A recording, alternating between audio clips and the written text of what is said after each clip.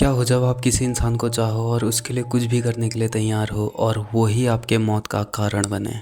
आज की कहानी एक ऐसे ही लड़के की है जिसका नाम रेणुका स्वामी होता है। ये एक हीरो का बहुत बड़ा फैन होता है। 9 जून 2024 बेंगलोर के कामाक्षी पालिया के एक नाले में एक डिलीवरी बॉय को एक लाश मिलती है। वो तुरंत ही अपने आसपास के पुलिस स्टेशन में ये खबर पहुंचाता है। जैसे ही पुलिस वाले वहां पहुंचते हैं वो लोग लाश को देखते हैं। लाश को आइडेंटिफाई कर पाना बहुत ही ज़्यादा मुश्किल था क्योंकि लाश को बेरहमी से मारा गया था। उस इंसान को बेरहमी से मारा गया था। उसके कान काट दिए गए थे और उस बंदे का जबड़ा तोड़ दिया गया था और उसके पीठ में बहुत सारे निशान थे। पुलिस लाश को पहचान नहीं पा रही थी और पुलिस ने अपने आसपास के पुलिस स्टेशनों में पता किया कि उनके यहाँ किसी की गुमशुदगी की रिपोर्ट दर्ज तो नहीं है। तो पता चला कि एक पुलिस स्टेशन पे रेणुका स्वामी नाम के एक व्यक्ति की गुमशुदगी की रिपोर्ट दर्ज की गई है। ये बेंगलोर से 170 किलोमीटर दूर चित्रदुर्गा से थी। रेणुका स्वामी 8 जून 2024 से अपने घर से गायब था। रेणुका स्वामी एक मिडिल क्लास फैमिली से था। वो एक दुकान पे जॉब करके अपनी ज़िंदगी बिता रहा था। उसकी हाल ही में शादी हुई थी। उसकी फैमिली में उसके मॉम डैड और उसकी पत्नी रहती थी। वो एक सीधा साधा इंसान था। घर से काम पे और काम से घर पे, बस यही रेणुका स्वामी की ज़िंदगी थी। पुलिस ने जब रेणुका स्वामी के फैमिली वालों को थाने में बुलाया तो जब लाश की पहचान कराई तो ये लाश रेणुका स्वामी की ही थी। उसके घर वालों की रो रो कर हालत ख़राब हो गई। भाई, उनका एक लौता बेटा जो उनको छोड़ के चले गया। रेणुका स्वामी की बीवी भी प्रेग्नेंट थी। रेणुका स्वामी अपने बच्चे को भी नहीं देख पाया। रेणुका स्वामी के मौत के 2 दिन बाद कुछ लोग पुलिस स्टेशन आते हैं और वो लोग बताते हैं कि रेणुका स्वामी को उन लोगों ने ही मारा है। लेकिन पुलिस वालों को शक होता है कि कोई किसी को जान से मार के फिर खुद को पुलिस के हवाले कैसे कर सकता है। पुलिस वालों को इन लोगों की बातों पे यकीन नहीं होता है। पुलिस वाले इन लोगों से सख्ती से पूछताछ करते हैं तो एक ऐसे सुपरस्टार का नाम बाहर आता है जो कन्नड़ा फिल्म का one of the most highest paid actor है। इनके फैन इनसे इतना प्यार करते हैं कि वो लोग इनके लिए कुछ भी कर सकते हैं।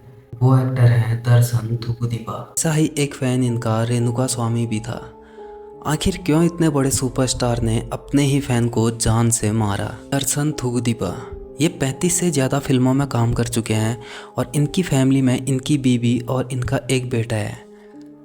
ये अपनी फैमिली के साथ बहुत खुश थे और सब सही चल रहा था। फिर टाइम आता है 2003 का। एक दिन इनका और इनकी बीवी का आपस में झगड़ा हो जाता है और ये झगड़ा बहुत बड़ा रहता है। दर्शन अपनी बीवी को बहुत मारते हैं और उनकी बीवी उन पे केस कर देती हैं। फिर वो अपना केस वापस ले लेती हैं। उसके बाद एक लड़की जिसका नाम पवित्रा गौड़ा होता है, वो भी एक्ट्रेस होती है, लेकिन उसकी मूवी कुछ खासा चलती नहीं है।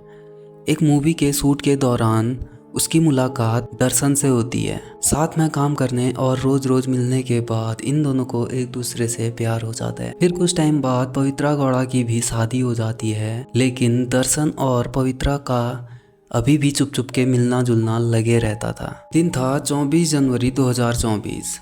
पवित्रा गौड़ा अपने इंस्टाग्राम आईडी पे एक फ़ोटो अपलोड करती है और उस फोटो के कैप्शन में लिखी होती है कि 10 साल पूरे हो गए और ये फ़ोटो इनकी दर्शन के साथ होती है। जैसे ही ये फ़ोटो इंस्टाग्राम पे जाती है वैसे ही तुरंत ही ये फ़ोटो वायरल हो जाती है। पवित्रा गौड़ा को बहुत ही ज़्यादा हेट मिलती है और लोग पवित्रा गौड़ा के लिए गंदे गंदे कमेंट्स करते हैं। लेकिन रेणुका स्वामी जब ये फ़ोटोज़ देखता है तो वो इतना गुस्सा हो जाता है कि वो एक फेक इंस्टाग्राम आईडी बनाता है अपनी और पवित्रा गौड़ा को गंदे गंदे मैसेजेस भेजना शुरू कर देता है। एक दिन रेणुका स्वामी पवित्रा गौड़ा को अपने प्राइवेट पार्ट की फ़ोटो भेजता है और बोलता है, ये देखो, ये तुम्हारे हीरो से ज़्यादा मजबूत है। ये सारी बातें मैं आपको इसलिए बता रहा हूँ क्योंकि रेणुका स्वामी ने यही बातें बोली होती हैं। तो पवित्रा गौड़ा जब ये मैसेज देखती है तो वो ये मैसेज सीधे दर्शन को दिखाती है और दर्शन को भी ये मैसेज कुछ ठीक नहीं लगता। उसके लिए काम करने वाले एक लड़के से दर्शन बोलता है कि अपनी अपनी एक फेक आईडी बनाओ इंस्टाग्राम पे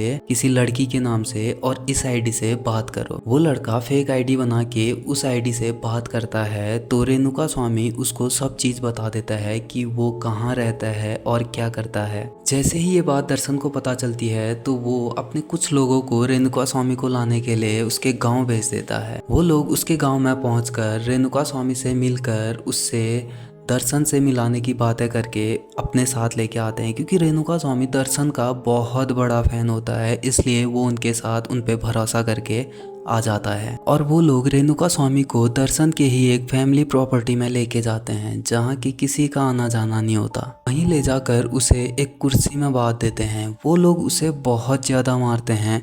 फिर वो लोग दर्शन को कॉल करते हैं और उसको बताते हैं कि वो लोग रेणुका स्वामी को किडनैप करके लेके आ गए हैं और उन लोगों ने रेणुका स्वामी को वहाँ बांध दिया है। कुछ समय बाद दर्शन और पवित्रा भी वहाँ पहुँचते हैं और जैसे ही वो वहाँ पहुँचते हैं वैसे ही दर्शन रेणुका स्वामी को मारना शुरू कर देता है। दर्शन रेणुका स्वामी को अपने बेल्ट से इतना मारता है कि उसके बुरे हाल हो जाते हैं और पवित्रा भी रेणुका स्वामी को बहुत ज़्यादा मारती हैं।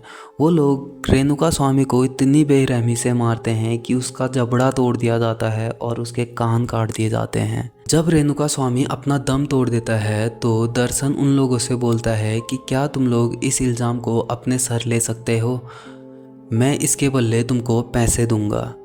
वो लोग भी इस इल्ज़ाम को अपने सर लेने के लिए तैयार हो जाते हैं और वो लोग उस लाश को कामाक्षी पालिया के एक नाले में फेंक देते हैं। इस केस में अभी तक कुल 17 लोग पकड़े गए हैं और ये लोग अभी के टाइम में जेल में बंद हैं।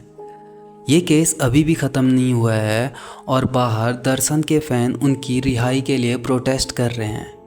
तो इस वीडियो में इस केस में इतना ही। चैनल को सब्सक्राइब करें। तो मिलते हैं आपसे किसी और केस के साथ, किसी और वीडियो के साथ। तब तक के लिए बाय बाय।